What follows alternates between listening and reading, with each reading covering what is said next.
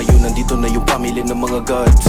Kami tinaguray ang malakas pa sa mga nagmamalakas. Tipong kahit wala pang gawin, lamang kilalang Panginoon, di galabas. Kaya sa palin ng bigay, sulto rin yung mga feeling nagmamataas. Di mapaulan ng bala, malabaging kadama pa. Kaya pa sa bugid, di kahit sa pasulot to namin ipatama. Bitch kami lang ng God, magmano kayo sa mga balagbag. Alam mo di malakas di na para ipagsigaw ang pasalahat. Sila na tunay ang source, hindi wow sige na boss. Dami na napatunayan, hilig makipagsabayan. Di na kailangan ipunto sa kanila kung sino kami yung hari. Dating pagdaan namin iba na kayo ko, tas yung leeg na bale. La Familia de Diyos, pamilyang magagaling. Di sa amin uubra kahit sino pa dumating. Kung sino umamba sa amin, namin to kakantiin. Kalibreng bala sa ulo nyo yung papuputukin. La Familia de Diyos, pamilyang magagaling.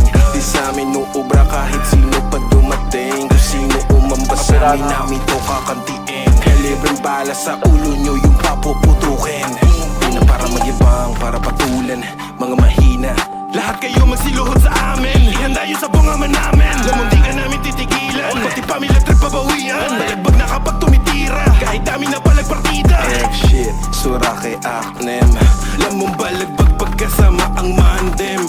Di kayo sapat kahit mag-ama namin. Sama itcha boy, santa na lalapain. Mga papalag din.